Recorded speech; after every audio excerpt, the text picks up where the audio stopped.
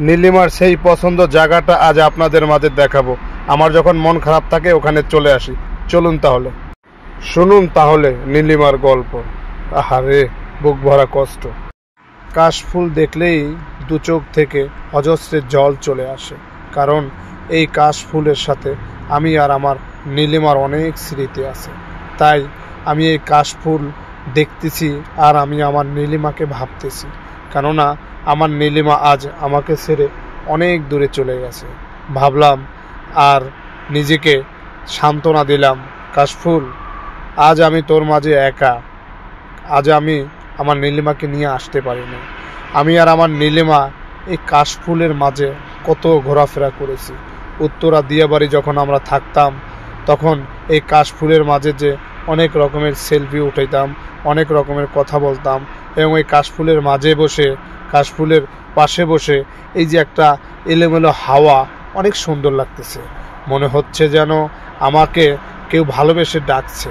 এই কাশফুলের কাছে বসে, মাঠের মধ্যে বসে আমি আমার নীলিমার মাথার চুলে হাত দিয়ে দিতাম। নীলিমা আমাকে খুব ভালোবাসতো আর বলতো, তুমি আমাকে ছেড়ে কখনো যাবে না তো? আজ আমার নীলিমা আমার কাছে নাই। নীলিমা হয়তো আমাকে ছেড়ে আজ অনেক দূরে। আমি দোয়া করি নীলিমা তুমি ভালো থাকো। নীলিমাকে নিয়ে আমার সব আজ কথাগুলো। তো আজকে এই যে কাশফুলগুলো দেখতেছেন, এই কাশফুল কিন্তু আজকে উত্তরা দিয়াবাড়ির নয়। এই কাশফুলটা আজকে সৌদি আরবের মাঝে আমি আপনাদেরকে দেখাচ্ছি। এই কাশফুলটা হয়েছে সৌদি আরবে। আমি সৌদি আরবে একটা কাজের জন্য এই জায়গাটায় এসেছি, যার জন্য আসার পরে দেখলাম কাশফুল দেখার পরে অন্তরটা আর মানলো না। অন্তরটা কেমন জানি হয়ে গেল, নীলিমার কথা বড্ড বেশি মনে পড়ে গেল।